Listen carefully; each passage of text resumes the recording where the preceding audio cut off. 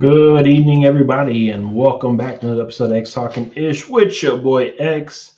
And unfortunately, as you can see tonight, no Ish, and I'll explain that in a second. But let's go ahead and get through the run through. If you're watching us, of course, on Facebook, please make sure you like and share this broadcast. If you are on our Facebook page, go ahead and hit the like button as well. On YouTube, go ahead and hit that red subscribe button and as well the notification bell so you can be notified for shows like this one in the future. And as well, if you are on Twitter, check us out on Periscope. I'm pulling up my phone right now so you can go ahead and substitute. Oh, my bad, not substitute, retweet this episode because apparently I don't know what I'm talking about. And you can check everything out on Periscope on XtalknIsh and my personal page at X_Williams81. So, with that being said, as always, we are back once again with a recap of Week 12 in the NFL. I'll just circle back on, of course, why Ish isn't here. Unfortunately, it seems as though that the weather bug has come to Houston and has wiped out my brother here, Ish. So I can't even ask him how he's doing tonight. He wanted to send out his words to let everybody know that he is okay. He'll be back next week on the show. He's just under the weather at the moment. Unfortunately, my guy won't be here tonight on the show, but he will be back next week. So let's go ahead and get right into the thick of things, recapping Week 12 of the NFL season. It was Turkey weekend, Turkey Day. Of course, we had our Thursday games. We also had our first Black Friday football game, which wasn't too pretty of a game at all. Of course, we had our games on Sunday and our Monday Night Football game to wrap up Week 12. Let's go ahead and circle back all the way back to Thursday Night Football, or Thursday, I should say, afternoon football. And let's talk about these Detroit Lions. Now, unfortunately, when you're going through growing pains as a organization, there's going to be some good and there's going to be some bad. But when you are trying to take the next step into becoming one of the premier franchises in the NFL, and not so much for on a 3 to 5 year basis, but just for the next year, this is what the Lions are trying to do. And for them to put up a stinker like they did on Thanksgiving in Detroit, it's one of those things where it gives the doubters of Detroit Lions fan bases and also the organization itself, it gives them a reason to say, hey, this is the reason why we can't trust you.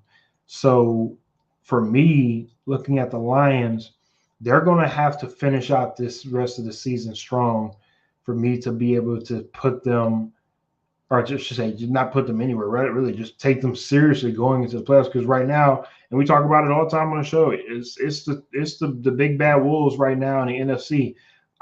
I'll keep it with 3 at the moment with the Eagles, the 49ers, and the Cowboys. After that, you can add in maybe a team here and there, but for the most part, it's those 3. And for the Lions, they're trying to be just in the conversation of 4, 5, or 6, which they are in. They are there. But when you have these types of games where you have Jared Goff turning the ball over, it seems as though his play has been very inconsistent the last couple of weeks.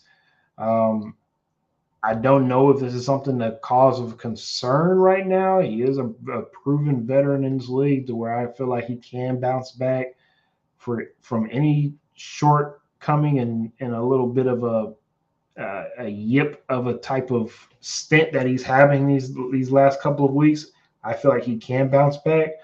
The realization is him going out there and doing it, improving. We can all talk about it and say what we can do, but until you go out there and go and do it, that's when we really get an opportunity to see what you're made of. So for Jared Goff, it's time for him and the rest of the Detroit Lion team to step up and get back to playing Detroit Lion football. I wish I had my guy Ish here to talk about this topic because I already know for sure if Ish was on the show tonight, he would be laughing at the Detroit Lions in this game because, again, he'll be one of those people that will just say, I told you so. I told you about these Detroit Lions. I told you that they would find a way to let people down once again. And all you can do again as a Detroit Lions supporter is just hang your head right now. Just for this week. Season isn't over with. We still got plenty of weeks of football to play, but this is one of those games where I just feel like you should have been able to capitalize and take advantage of the opportunity right in front of you. Again, playing at home, national game, first game of that Thanksgiving slate. Everything was set up for you pretty much to take, and the Lions pretty much shit the bed in layman's terms. All right, let's go ahead and move on to the Commanders and the Cowboys game. Again, game 2 of the 3-game slate for Thursday day football. The Cowboys did what you're supposed to do as a good team. Took care of business. Unfortunately, unlike the Detroit Lions, like I talked about on the previous topic when it comes to the Cowboys being a part of that upper echelon of the NFC teams at the moment, as well with the 49ers, who I'll talk about shortly. When it comes to the Cowboys, they've been playing the way you're supposed to be playing at the midway, past the midway point, getting into the second half of the season, and being that team that's running on all cylinders at the right time. It doesn't really matter who you play. It's easy to say, "Oh, competition is bad," or you're not. You're the teams you're playing. It doesn't bode well when it comes to how other people view you and who you're beating up on. Well, oh well. The schedule came out months ago. The Cowboys didn't make the schedule. You play who's in front of you. So for the good or for the bad, it doesn't really, when the season's over with, when a Super Bowl champion is crowned, and whoever, of course, is that Super Bowl MVP is holding up the trophy, we don't look back and say, "Oh well, I don't know, they didn't really deserve the Super Bowl because they have to play against this team and this team and this team." That's not what we do. We, of course, look back and say, "Hey, this team won the championship in 2013, and that was one of 12 or one of one when they won a championship." Again, for the Cowboys, they're taking care of business, and that's all you can ask for at this point in time in the NFL season. Dak, again, playing well. I think at this point, I'm really just beating a dead horse when it comes to how we view the Cowboys. It's not about what you do in the regular season for the Cowboys. It's about what you guys are going to do in the postseason. And so until I see the Cowboys in the postseason and match up with whoever they're going to match up with, then, of course, I'll be able to evaluate them. Now, I do want to bring up the playoff standings at the moment. Is if the playoffs were to start today, I just want to go over who the Cowboys and anybody else in the NFC who would play at the moment. So playoffs started today. San Francisco 49ers will play the Minnesota Vikings. I'm pretty sure we all know who would probably win that game. Detroit Lions would play the Seattle Seahawks, and Atlanta Falcons will play the Dallas Cowboys. Now, the Dallas Cowboys have had a very, very interesting run-ins in the first round of the last couple of years. That seems as though that it was kind of an unfair draw for them, even though they hosted a couple of playoff games, right? This situation for the Cowboys, even though they will be the road team, if they can't go into Atlanta and beat Atlanta, I don't care if they're playing in Atlanta, in Dallas, on the moon, they better win this damn game. Because if they were to lose to the Atlanta Falcons and all the huffing and puffing they keep on doing this season, past seasons, Micah Parsons podcast, whatever it is, and they don't get the job done in Atlanta, I don't want to hear shit from the Cowboys, the organization, the fan base themselves when it comes to why they couldn't get it done once again.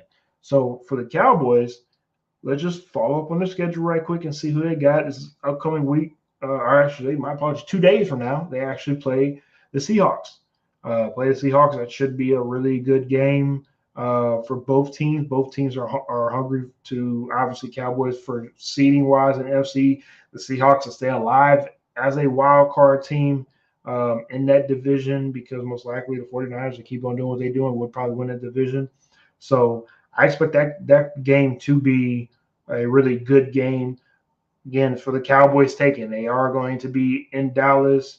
They were at the moment are a 9-point favorite. So for the Cowboys, it's take care of business time. After the Seahawks, they play the Eagles, of course, were a highly anticipated game. That Sunday night game, everybody's been waiting on that game for a very long time. Then they play the Bills, play the Dolphins, the Lions, and the Commanders. Once again, some really good games. Some games where you could take care of business and be able to win 11, 12, 13 games, right? So be interesting to see how the Cowboys finish out the rest of the season. They are, again, 8-3 at the moment, playing really well, and we'll see how that pans out for them moving forward. All right, let's head over to the Pacific Midwest and or Pacific Northwest. Woo, I don't think that's a sight anybody wants to see, the Pacific in the Midwest. So my apologies there. The Pacific Northwest 49ers and the Seahawks rounded up that Thursday night slate. And 49ers took care of business. Again, as a good team is supposed to do. They are 8-3. Again, just want to run through everything that the 49ers are going to have to go through, especially, again, it's back half of the season. It's going to be very interesting to see who plays who, because a lot of these games are going to be some very nitty-gritty type of games that some of these teams are going to have to go through. So don't be surprised at all if you see a lot of names come up over the next 3 to 4 weeks. They'll be out for the season, out for a couple weeks because they're going to be banged up. So, again, I'll run through the 49ers when it comes to their slate of games that they don't have to go through. They play, give me a second. They will play the Eagles this Sunday. Of course, another highly anticipated game that a lot of people have been waiting on. A week after that, they run it back with the Seahawks in Palo Alto. Then they'll play against the Cardinals, the Ravens, the Commanders, and then finish it up with the LA Rams. So, again, big opportunity for the 49ers to finish out the season strong. I'm assuming, would definitely be a Super Bowl favorite if they're able to finish out their season strong, winning 12, 13 games as well. So we'll see how that all plays out. At the moment, the Eagles do have a 2-game lead over the 49ers. So really, of course, it's the Eagles with 6 games left. With 6 games left, with a 2-game lead, it's on the Eagles at this point to have the number 1 seed. In regards of losing that bye, it's really on them to take care of business. And again, that's really the theme of this week, is taking care of your business. We'll talk about other teams that did not do that. And everything should be copacetic for the Eagles if they want everything to run through Philadelphia and everybody, the fan base wise, to piss off the opposing team, as that fan base tends to typically do. And we'll see how that all plays out.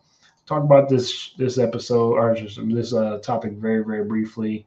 This game itself wasn't the greatest of games, but it showed everybody what we all pretty much expected when it comes to the Jets.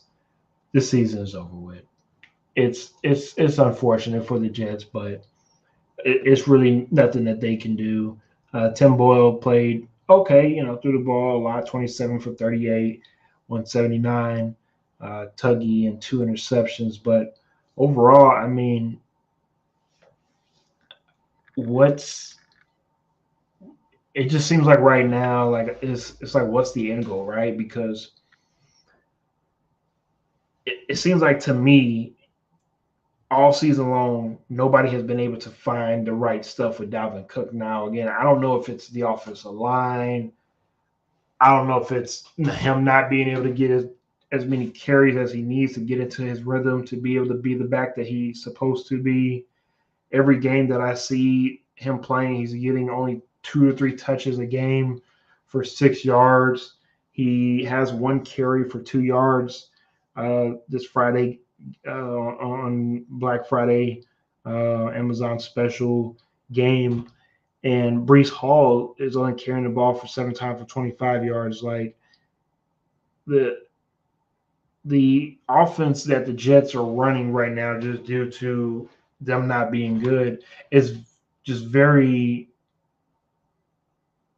lethargic at this point, and it just seems as though that they just are ready for the season to be over. It seems like everybody is, and for the Jets to already be throwing in the towel, it just goes to show you that the Jets put a lot into Aaron Rodgers and the crew that he brought over, and none of it really is paying out, especially a guy like Randall Cobb, which a lot of people really didn't expect too much from Randall Cobb, like myself. Randall Cobb, of course, good guy, but he wasn't going to be the Randall Cobb of old. He's just part of the package that came along with Aaron Rodgers. Of course, you got a guy like Nathaniel Hackett, who got thrown under the bus before the season even started, but Nathaniel Hackett got his first, he got the laugh back. But if the season ends and the Broncos are better than the Jets, which the way that it's looking right now, that could happen, then maybe Sean Payton gets the last laugh. So it's not who laughs first, it's who laughs last. If you know what I'm talking about, you know what I'm talking about. But for the Jets, they're waving the white flag. Like, I just think this season is over with, and the way that they have not utilized Dalvin Cook, I feel bad for him because he's definitely not going to get his payday anytime soon. Because if he puts up these type of numbers to whoever he wants to get a contract from, they're not going to give him the type of money that he wants. It seems as though it was going to be a match made in heaven, obviously before the season started, and of course before the Aaron Rodgers injury. And I'll just point out to Javier's comment. He says that Rodgers' injury killed the season, in my opinion. Back to the drawing board again. The whole playbook went through Aaron's head. I mean, pretty much when you have a quarterback of Aaron Rodgers' caliber, the guys like a Peyton Manning, the guys like a Patrick Mahomes, the guy like a Tom Brady, so on and so on. When you have a coach on the field, it makes things a lot easier for everybody, not just the offense, but also for the defense as well, too. When you remove that component from a team, we're getting what we're getting with the Jets. And he's not the only one. I mean, again, you can take away Lamar from the Ravens. You could take away C.J. Stroud from the Houston Texans, right? I mean, there are a number of guys that you can take away, and all of a sudden their team looks like mush. So, again, it is what it is. You take away Tua from the Dolphins, right? Talking about this game when it comes to the opposing team. We've seen Tua. That's when he's not the quarterback for the Dolphins. They become a third world country. I mean, they're not who they are, right? So it's the reason why a lot of these quarterbacks get paid $40+ million a year as well, because of how valuable they are to the franchise. But that's another topic for another day. All right, so talked about, of course, those games. Let me follow up with a game where we talked about how teams that took care of business, and I feel that this is a team that should have took care of business, but they didn't. Even though they were not a favorite at home, I feel as though the Houston Texans, I picked them to win this game. I felt as though they could have, and they probably should have beat the Jags in Houston. Now, I do know there were a lot of iffy calls, a lot of bad calls. I know it's probably going to be the first thing a lot of Texan fans, if you're watching us, you're going to say the refs sucked. It wasn't that good of an opportunity for the Texans to be able to take advantage of the situation they were in. And I understand. And I'm not going to discredit people's frustrations when it comes to the referees, because it happens. But overall, you got to play through it. And that's just a part of football. Nobody wants to hear it. It's something I've been a part of since I was a kid. It's bullshit. I've been a part of bullshit games. I've been a part of bullshit situations to where I thought I could be able to get away with something, and then ended up biting me in the ass. So, with that being said, I hope for the Texans, this isn't a game that comes back and bite them in the ass, because I think they have a serious opportunity to be able to make the playoffs in the AFC. But for them, could a game like this be the reason why you might miss the playoff by a game or even half a game? right? So look at the upcoming schedule, and before the Jaguars beat the Broncos, I'm sorry, my apologies. Before the Texans beat the Jaguars, my apologies. Coming into this game, you're looking at the schedule, and this was obviously before the Broncos went on their little streak that they're going on right now. And then you look at the Broncos and you say, okay, maybe that's a winnable game. And then you play the Jets the week after that, which winnable game. The week after that, you play the Titans and the Browns and the Titans again, and then the Colts. So the last 3 out of 4 games that you played in the season are against divisional opponents. And if you know anything, obviously, about the divisional games, things get a little wacky, as we just saw right now with the Jacksonville Jaguars and Houston Texans. First game of their matchup that they played earlier in the season in week 3, Texas blew out the Jaguars at home, right? So coming into this matchup, you would think that because Texans are in Houston and they're playing at home now, maybe they should not just win, but at least win comfortably, where it's at least probably 10 points or so, and be able to get out of Houston with the dub. Not so fast, my friend. Jaguars were able to come in with a really, really good game plan for both sides of the ball, and that's just old school veteran Doug Peterson being able to be who he is, and Dougie P, and being able to set up a good game plan. Because at the end of the day, we got to also remind everybody, yes, there are some influences of the game because it is what it is. I'm not going to elaborate on that. But a lot of people do get paid a lot of money to be able to coach these players and put them in the right position to be successful. So, yes, the Texans got the Jaguars in week 3, but Dougie P was not going to allow that to happen in week 12. So, you got to give your hats off to the Jaguars. Definitely fought for that victory. I'm pretty sure they would turn a blind eye to some of the iffy calls that were called or weren't called. Of course, another big call that made a really, really big impact in the game, the Tank Dell catch, no catch. We obviously have seen the pictures online. We've seen a lot of people say, hey, let's protest the game.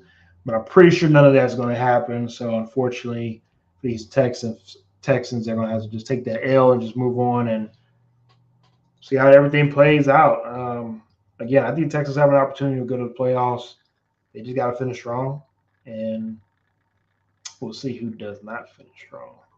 All right, let's go ahead and talk about this ugly game. I really don't want to, but kind of have to, just because you got to give a little bit of respect, or say a lot of respect to, of course, Mike Tomlin.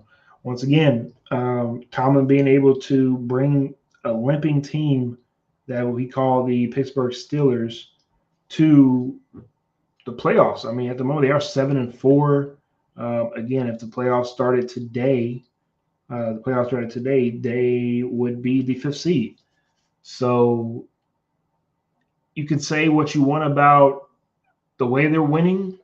You could say what you want about how the quarterback is playing. You could say what you want about how it's not pretty. At the end of the day, a W is a W, especially in a league that's very, very tough to get W's. At this point in the season, to be 7-4, I think a lot of people would rather be 7-4 than 4-7, right? So even though, and I talked to Steelers fans, of course, a lot about the way that the season is going and the way Coach Tomlin goes about coaching and the way the players have been playing and the maybe sometimes the lack of motivation, the lack of energy, the whatever it is that's going on. Mike Tomlin still finds a way, and the rest of the coaching staff still finds a way to get the best out of these players. And to be able to win this game on the road, it just, again, shows you how good of a coach Mike Tomlin is. And if Pittsburgh wants to let go of Mike Tomlin and don't want to, keep on to him, he's more than welcome to come to Nashville. We're more welcome to let Mike Vrabel head it back up there to New England if he really wants to go to New England that bad and coach after Belichick. I would love to have me some Mike Tomlin in Nashville to coach Tennessee Titans. That's just how I feel. I don't think any of that's going to happen. But if you listen to Mike, help your boy out, help the Tennessee Titans out. Maybe we can run something in the AFC South. But I don't think the Steelers are going to let you go anytime soon. And if an organization is smart, they would definitely find a way to keep you because I mean, until he shows and proves that he can't do this, why are we continuing to keep doubting a man that hasn't even had a losing season in the NFL yet? Somebody explain that to me. So think about this. People continue to keep having question marks on a guy who has never had a losing season while coaching, who has won a Super Bowl and is on pace to have another not losing season. Again, and I understand that Super Bowl is the goal, especially for an organization like the Pittsburgh Steelers. But everybody can't win it, right? Everybody can't win it every year. So to be able to be in contention almost every year, that's something that's the least you can ask for as a Pittsburgh Steelers fan. Getting the job done, that's a different story. But for right now, Pittsburgh Steelers are doing what they're supposed to do when it comes to putting themselves in position to be able to get ready for that winter football in December, January, and hopefully for them February. Now, right now, I don't have any Mike Tomlinisms. I wish I had my guy Landon Roberts to be able to let me know some Mike Tomlinisms. But next time I have him on the show, I'll make sure I try to pry some out of him. But watch out for the Steelers. Definitely wasn't looking for them to be one of the teams that come out of that division. But a lot of times you need to have that motivate. You need to have that negative outside noise to help motivate a team within each other to say, hey, it's Pittsburgh versus everybody else, right? So maybe that's something that they're able to bring to the table themselves as the Steelers. All right, let's go ahead and let's talk about the Chiefs and the Raiders. This was an interesting game for a lot of different reasons, I thought. If you watched the game, please let me know if you saw this game. But the reason why I thought it was interesting mainly was because the Raiders do it to themselves once again. Doesn't matter who their coach is, doesn't matter who their quarterback is, doesn't matter what city they're playing in. It just seems like the Raiders are on the short end of the stick a lot more times than they are on the good side of things when it comes to anything positive going for them, and especially if they're playing the Chiefs. Now, and I'm talking about mainly the Patrick Mahomes era. Before that, back and forth. Raiders might get him more than the Chiefs. Chiefs might get him a couple times. But during the Patrick Mahomes era, of course, Patrick Mahomes is 9-1 against the Raiders. Added another W, so he's now 10-1 against the Raiders. Sorry to spoil the game there if you didn't watch it, but I was paying attention to one of my favorite I would call him a co-host only. I wouldn't call him a guest anymore since he's on the show so much. My boy KC, he was doing a lot of betting throughout the weekend, and one of the couple of bets that he was making, apparently he's making some live bets during this game when the Chiefs were actually down. So he's a smart guy because he said, you know what, I'm gonna wait for the Chiefs to be down a little bit, wait for my return on my investment on this bet. So I think at the time, I think it was a plus 190 he was able to get when it comes to the Chiefs being down. He put a couple of dollars down. Of course, Chiefs came back, won this game. So shout out to my guy KC for believing, as always, in his Kansas City Chiefs because he knew they would get the job done. One point in time, of course, Chiefs and the Raiders were tied at the half, but in the second half, Chiefs took over, scored 17 to the Raiders 3, and the rest is history on that one. It just comes down to, besides the talent aspect on both sides, it just comes down to we've been there, done that before. We've been through this. We've been through the trenches. We know how to get out of bad situations, and the Raiders are just part of bad situations. I mean, Josh Jacobs, of course, is a shining light for that team. For the most part, it just seems like with that organization, it just looks like what can go wrong will go wrong, unfortunately. And honestly, I'm happy for them that nothing else has really gone bad off the field player wise for them so far. It's knock on wood, of course, knock on wood on that one, but Been very calm in that organization. Who knows? Maybe they need to have something pop off so they can maybe have some type of second half run and play for a player that's not on the team anymore. But for right now, this is an audition for Antonio Pierce to hopefully maybe become the head coach for the Las Vegas Raiders moving forward. Because to be able to have what 8 games to be able to coach um, a team, of course, that you grew up loving and caring about, more so than any team in the NFL. We already know we're going to get your all, but we also need to know if you can actually coach. So for him to be able to get 8 real games to play this out, it's going to be great for him. Now, of course, other news that came out of this game was the release of Marcus Peters for the Las Vegas Raiders, due to apparently there was a spat between head coach Antonio Pierce and Marcus Peters. It seems as though about maybe assignment on the field, and also maybe just overall play. Antonio Pierce decided to bench Marcus Peters, and it seems as though that he's also been released after that. He did go on waivers. I haven't seen him so far being picked up, unless I'm missing some news. And since we're on the show right now, let's go ahead and look it up while we're here, because if Ish was here, he would have looked it up for me, but I'm pretty sure you looked it up. So right now, I'm reading a report from CBS.com's Marcus Peters landing spots. Looks like could be the Dolphins, 49ers, all among possible fits for the Raiders. I did talk to my guy, Javon Pinkston. He is a 49ers fan. He did bring up the 49ers, which, thinking about it, I mean, he's a Cali guy. He's played for almost all the Cali teams so far. Had played for the 49ers. I mean, check the boxes out today. You just got to play for the Chargers and make a clean sweep. But the Marcus Peters, great, let's just say, great corner in his prime. Not what he used to be, can be a serviceable cornerback.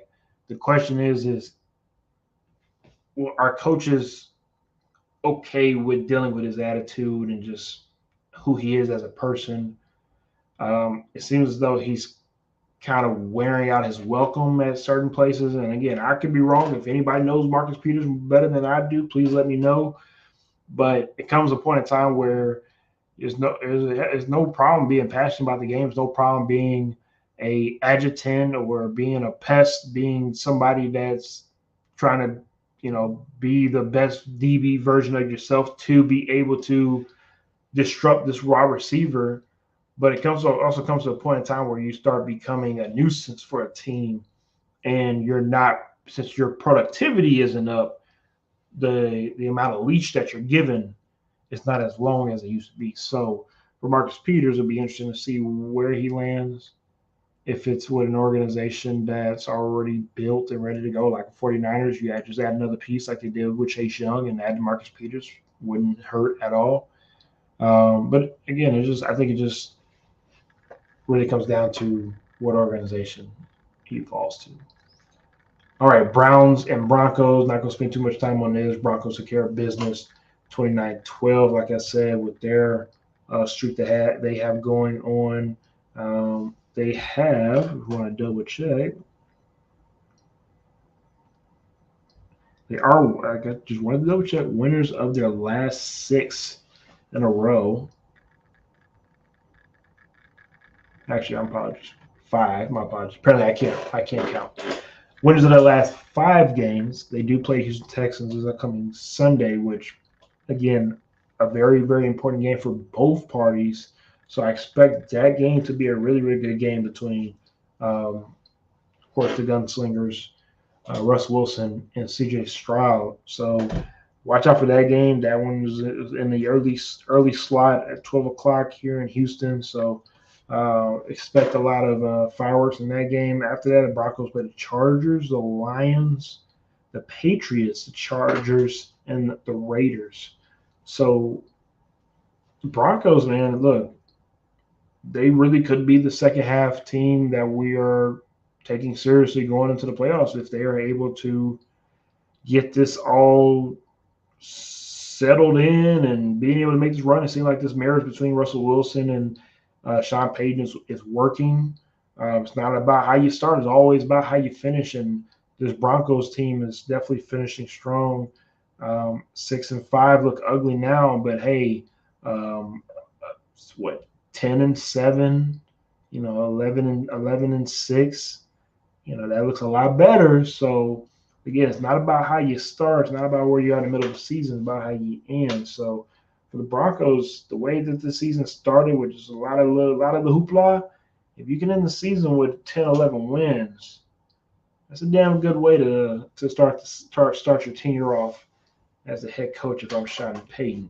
For the Browns, with those guys being 7-4, and of course with no Watson, I look at the situation kind of more so with like the Minnesota Vikings, but without the great defense when it comes to without the quarterback for those guys, it's just hard for me to take the team seriously. So, for without Watson being there, DTR is a good quarterback. He's a good serviceable quarterback, again, just like Dobbs. But the magic is running out, and the magic is just not there anymore. And again, he played well, 14 for 29, 134, 1 touchdown, no turnovers, right? That's a good stat line. Anytime you have no turnovers, that's a good stat line from the quarterback. But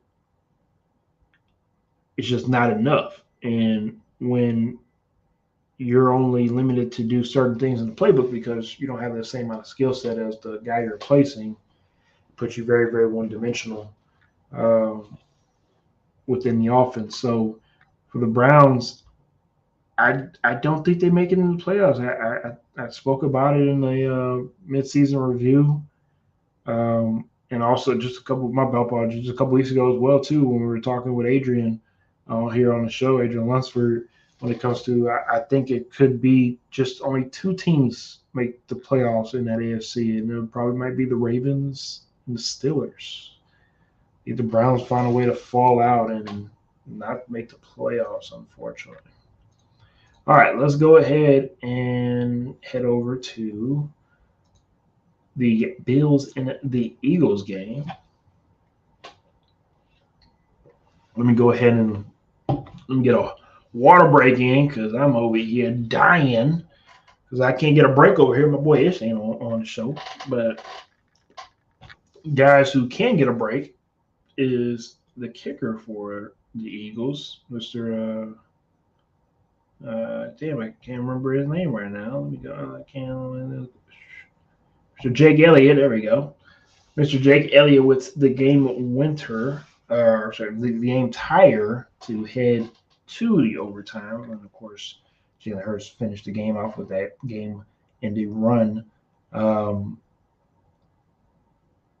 The Eagles are doing what they need to do when it comes to taking care of business. They have a serious mindset and go about when it comes to this season.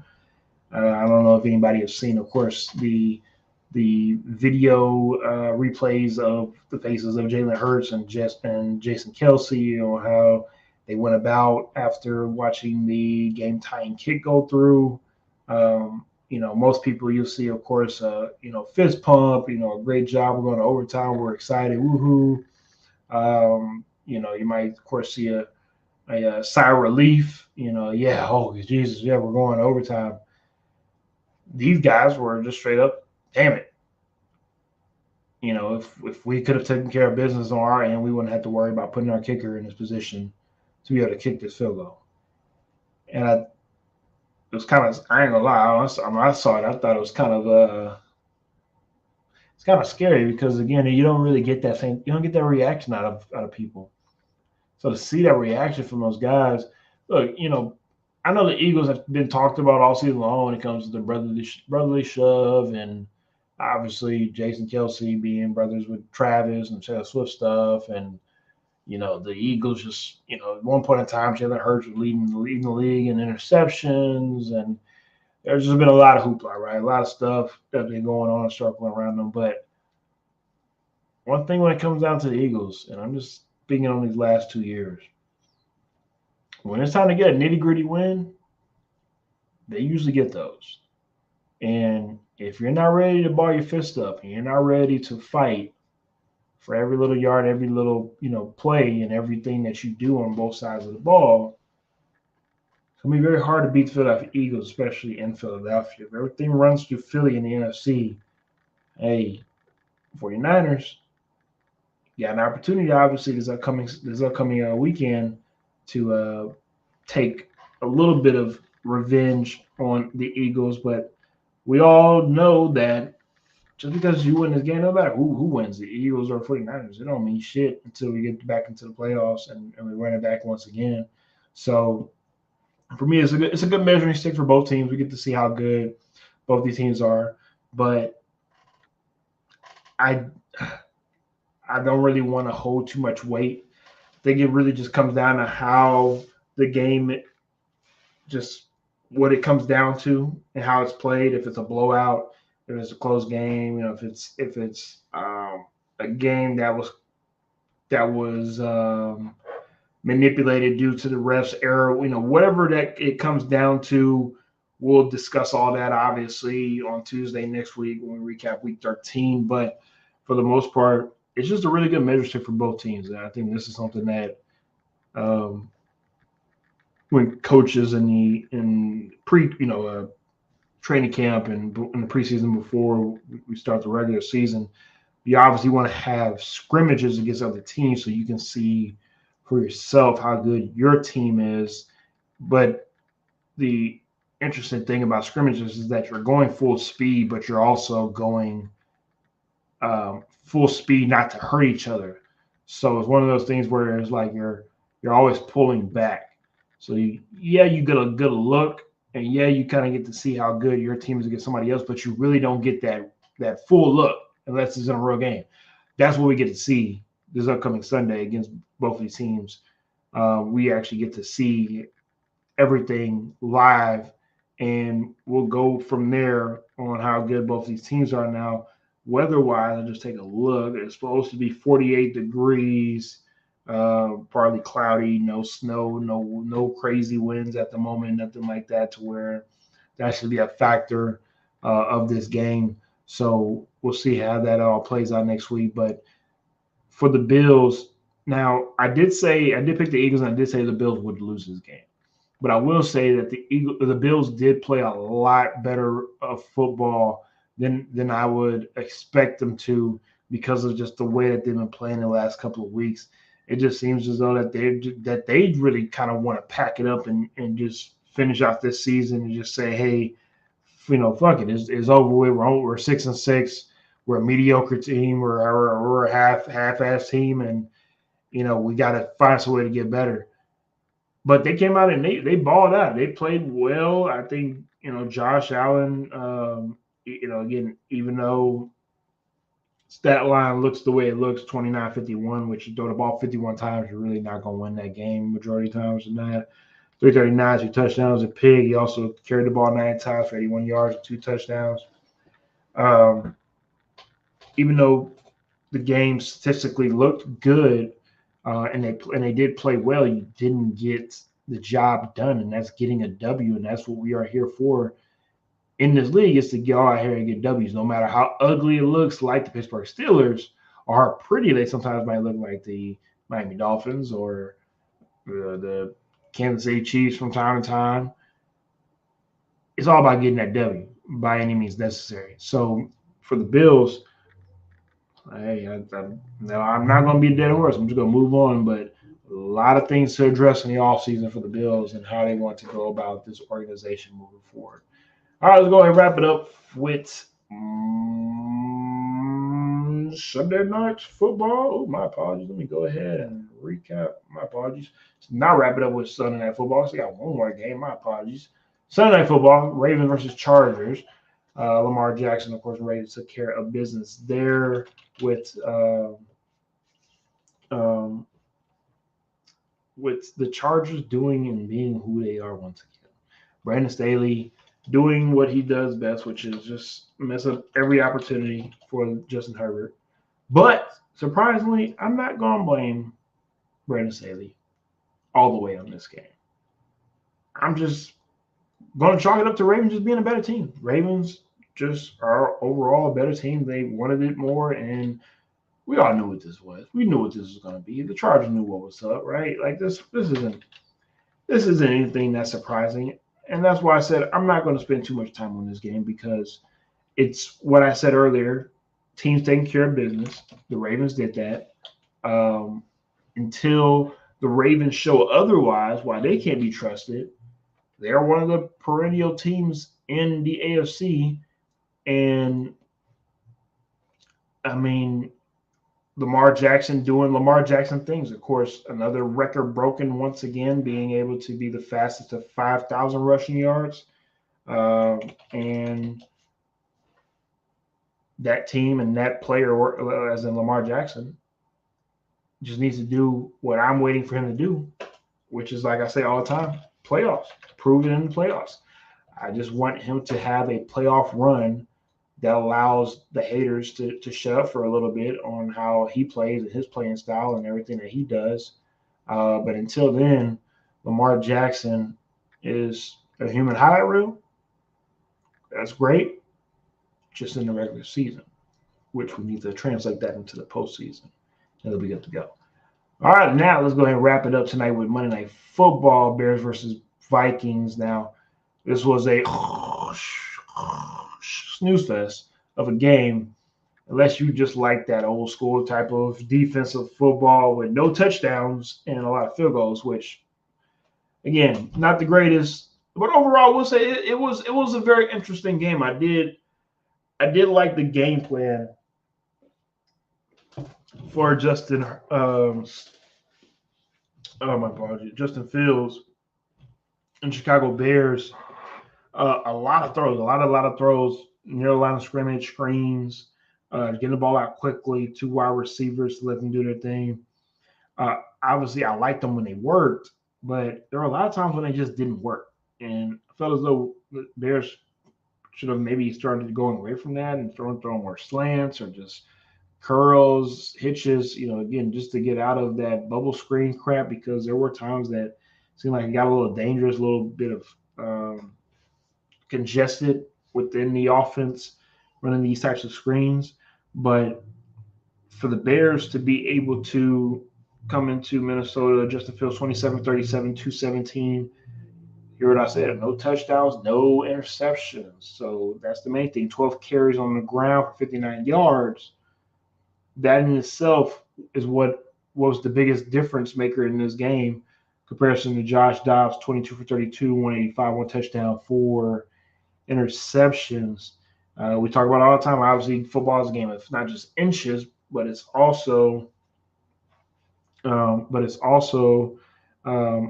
the turnover battle. And if you're not able to win a turnover battle, a lot of times you're not able to win the game. And that's what happened with the Minnesota Vikings. 4 turnovers on the Vikings, 2 turnovers for the Bears. Of course, that is a +2 for the Bears, -2 for the Vikings. And this game had the most turnovers in a game this NFL season so far. So overall, just very sloppy play, very old school, 3 yards and no cloud of dust, just type of game to where if this is the type of football that you enjoy, then hey, I hope you enjoy your damn Monday Night Football with your probably Bush Light and Hungry Man meal or something. I don't know, but this was not exciting to watch at all. Now, don't get me wrong, Chicago Bears, for whatever reason, play a lot better on prime time. I saw that weird stat, which again is very weird. But to be on prime time, we got to have minimum at least 1 touchdown per team. I think that's also something that needs to be put into the bylaws of primetime games. And I'm talking to you too, also New York Jets. You're not getting away from this either too when it comes to y'all lack of performances on prime time and a couple of you guys. Don't make me get out here, New York Giants. Get out here naming names, Atlanta Falcons, New Orleans Saints. But anywho, I'll leave it alone for tonight, and we can follow it back up on Sunday for our pregame show here for Week 13 of the NFL season. Yep, like I said, season comes by slow and it comes by fast as hell, all at the exact same time. So once again, join us on Sunday for Week 13 pregame show. Thank you guys. See y'all next time here on